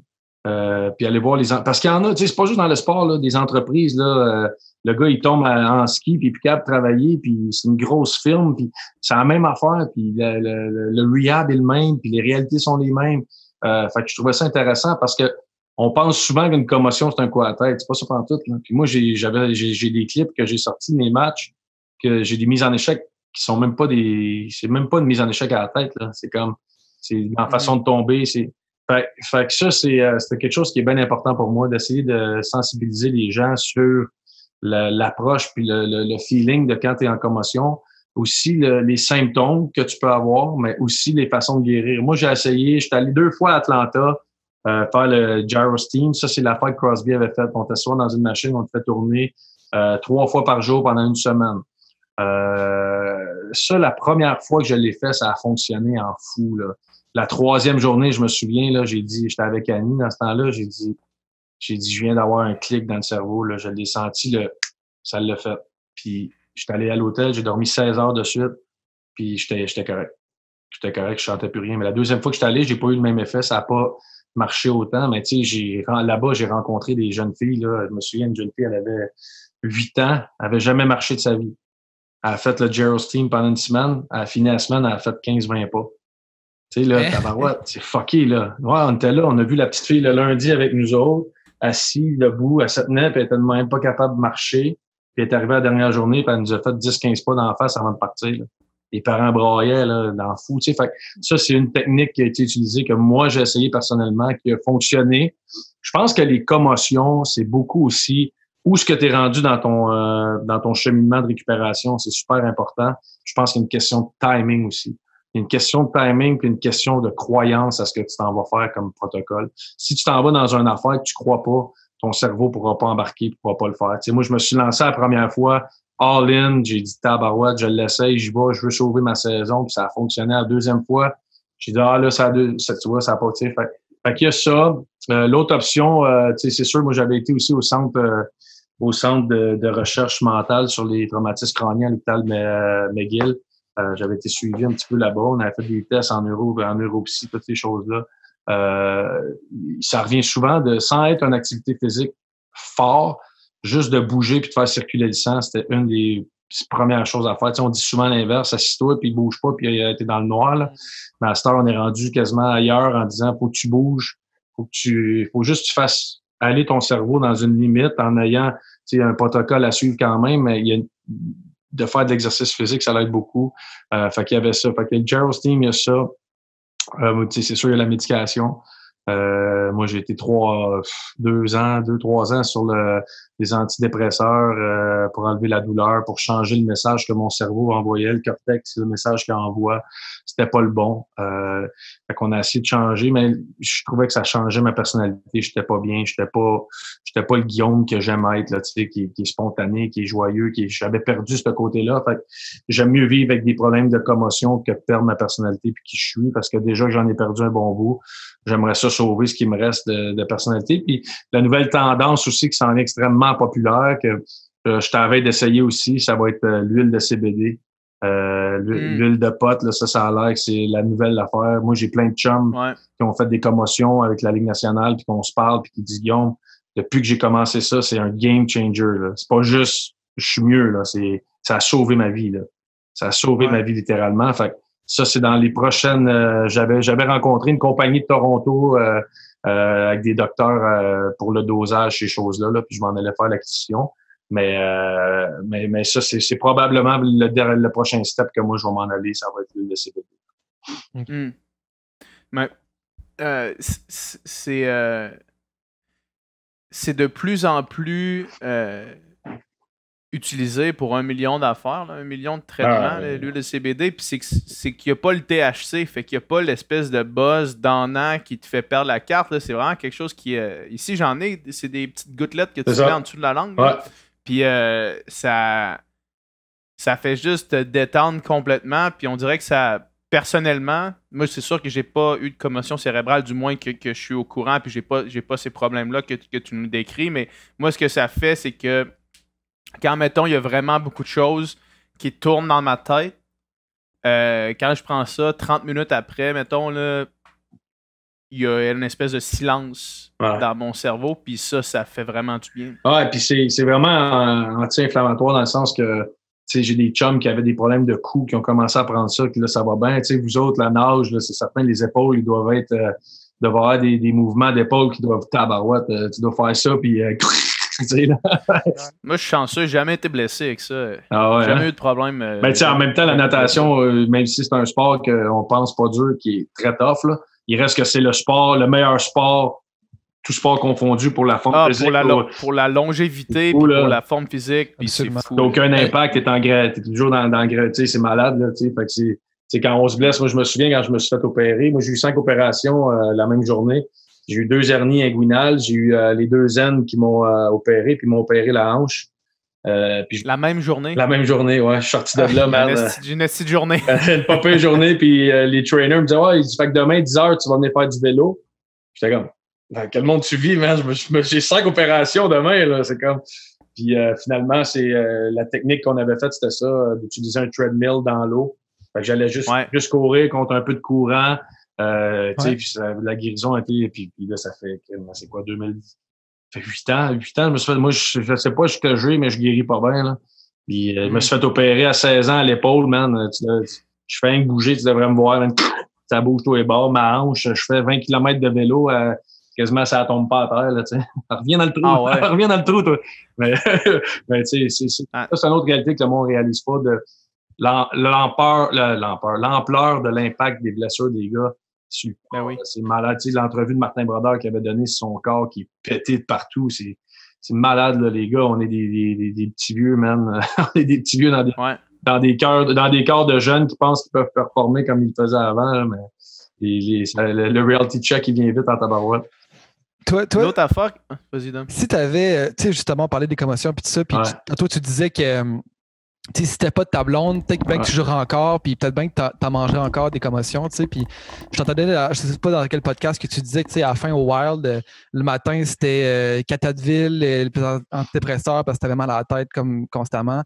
Est-ce que malgré ça, mettons, tu regardes ta carrière puis tu te dis, OK, les décisions que j'ai prises, je les assume, puis c'était les bonnes décisions, ou bien mettons, avec du recul, tu disais j'aurais peut-être dû arrêter plus tôt. Tu sais jamais, c'est ça l'affaire, parce que tu parles au docteur et il va te dire je peux pas te garantir que la prochaine, tu tombes pas légumes.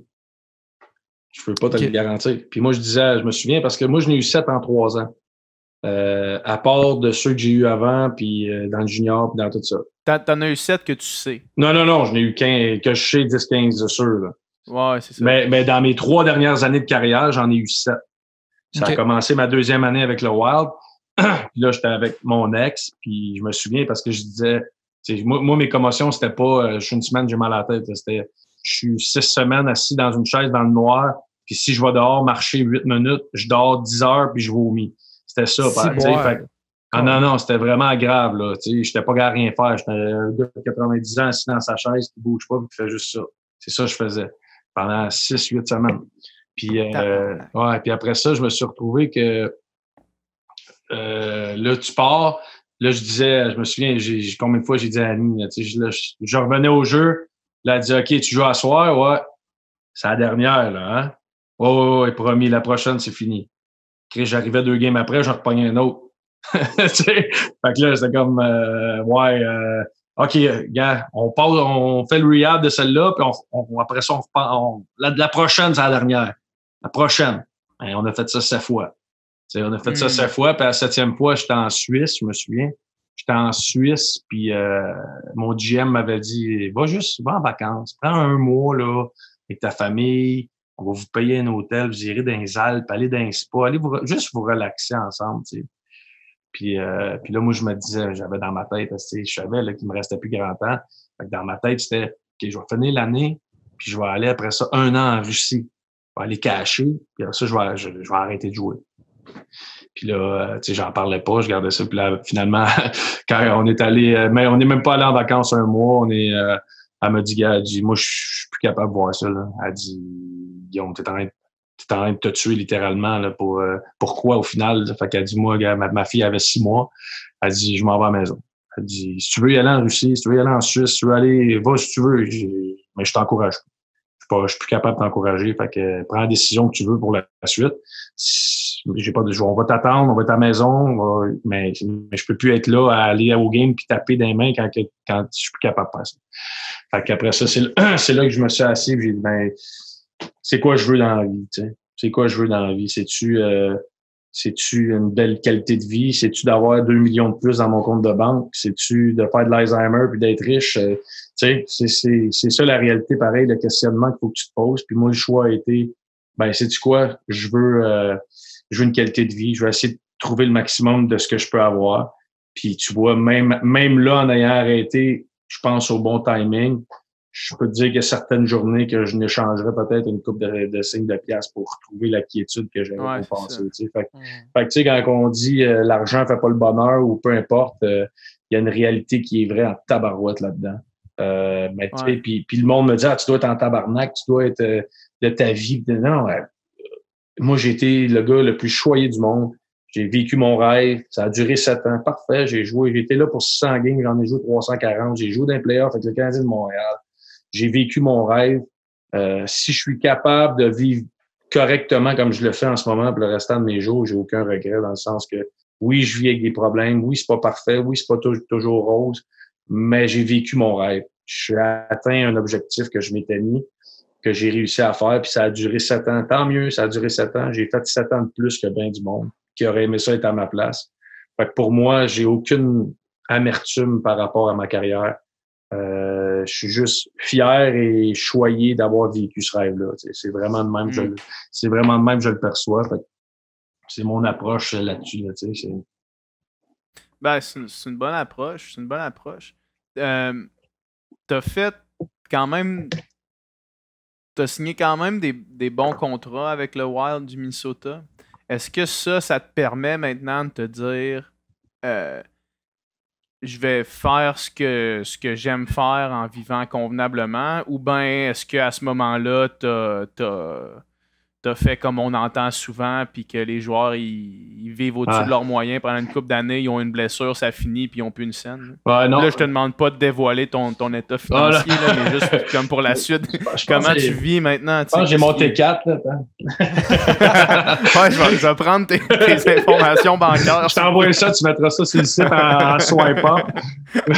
Mais non, moi, mon père, c'est un gars qui est parti avec 0 puis il s'est bâti une entreprise aujourd'hui. Il a pris sa retraite à l'âge de 54 ans.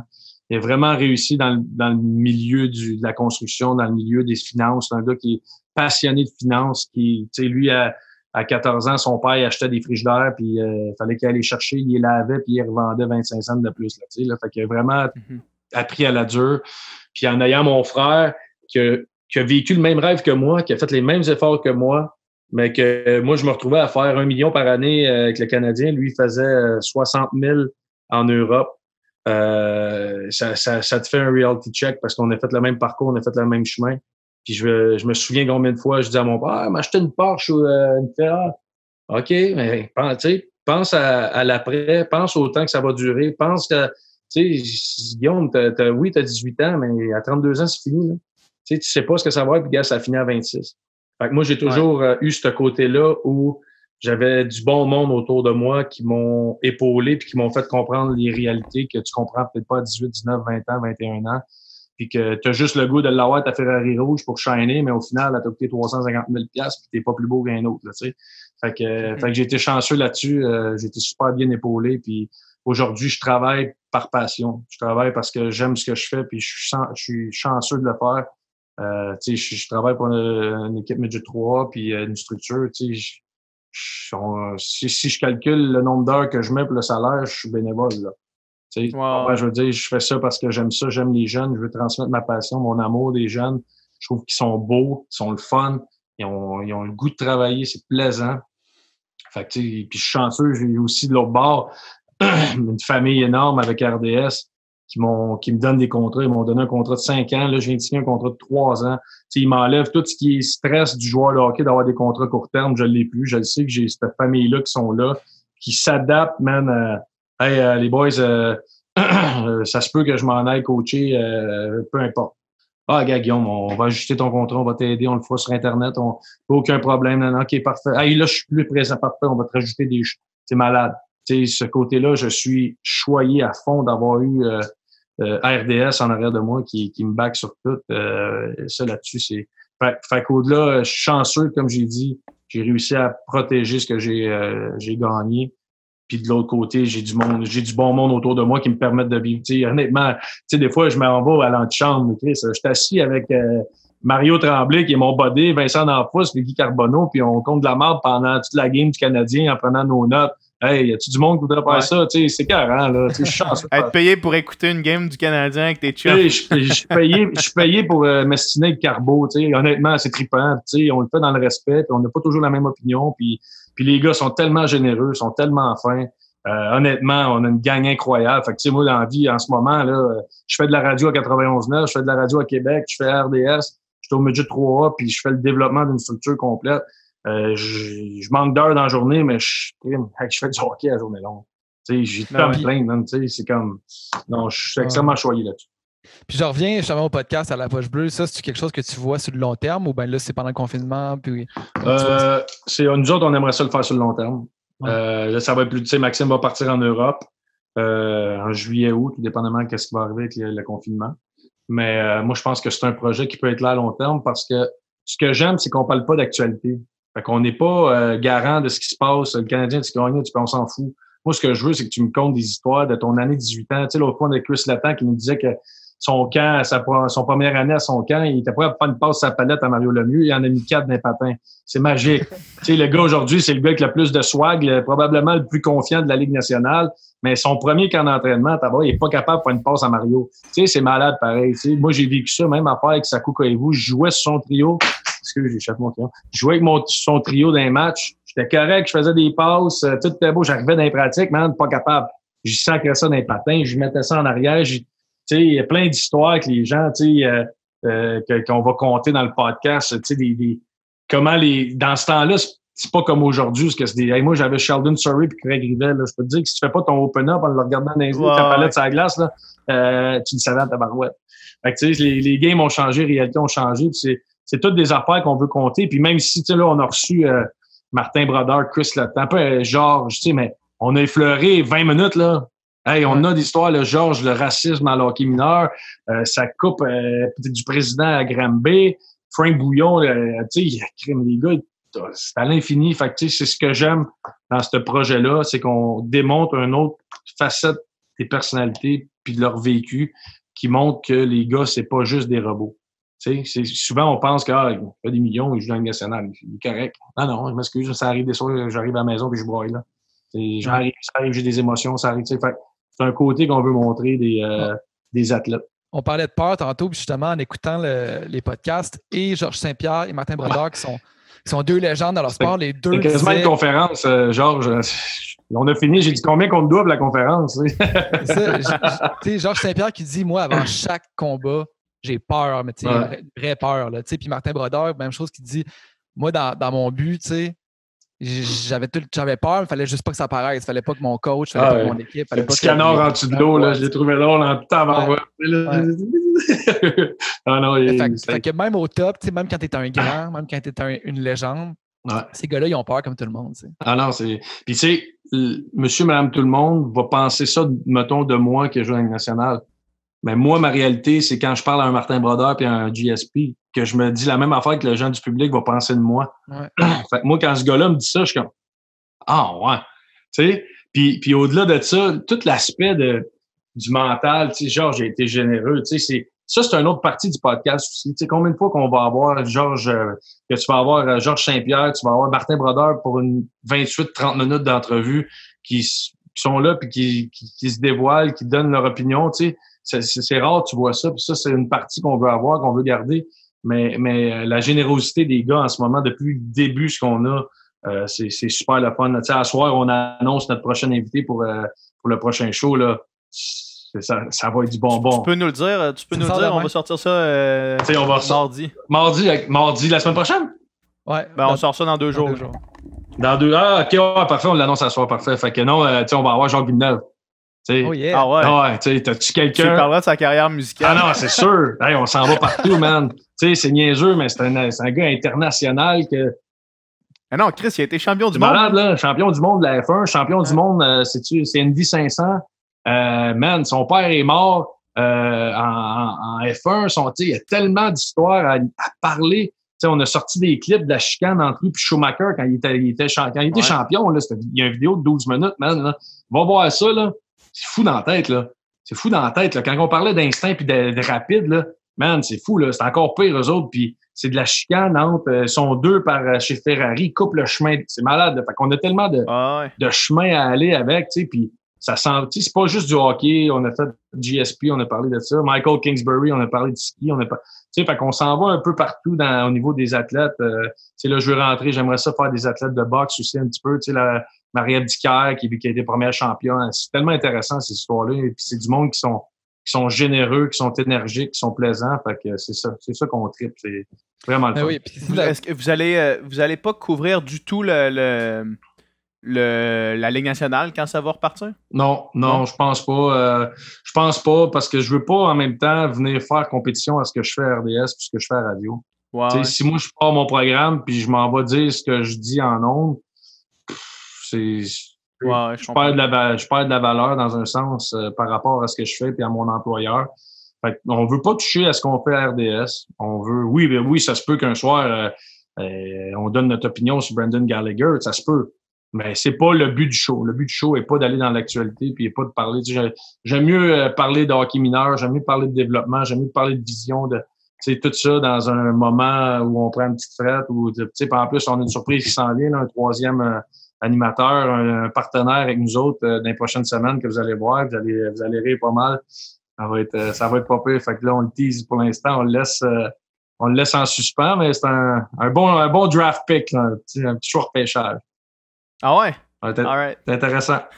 Un petit co-host humoristique, peut-être? Hein? Un co-host humoristique? Non, tu vas dire, ouais, c'est quoi ça? Non, on essaie de trouver des affaires un peu flyées, puis non, c'est drôle au bout. Honnêtement, on a du plaisir avec ça, puis on a une équipe en si peu de temps qu'on s'est bâti qui nous entoure. C'est malade. C'est drôle, là, on se plaît à dire, tu sais, Max, il y a 3 jours, il était capable d'envoyer un courriel, là. Là, il se retrouve, il est sur Zoom, man, puis il fait le vétéran, là, c'est comme, arrête. Le monde qui nous écoute, où est-ce qu'il pogne ça? Où est-ce qu'il écoute la poche bleue? Ouais, mais dans le fond, là, on est rendu sur toutes les plateformes. On est LinkedIn, on est Twitter, on est Facebook, on est Instagram. Puis on va essayer de donner du contenu différent sur nos plateformes. On va prendre des entrevues qu'on fait de 2 heures. On va les couper par, mettons, Georges Saint-Pierre, mais on va faire un clip de 1 minute et demie ou autre qu'on va mettre sur des plateformes pour que les gens puissent voir un peu ce qu'on fait aussi. Mais sinon, c'est les jeudis soirs à 9 heures sur la page YouTube de La Poche Bleue. Tu vois, ça fait 2 semaines que je le dis, puis je ris encore quand je le dis. C'est malade. C'est le meilleur nom. C'est le meilleur nom. Je trouve ça vraiment drôle.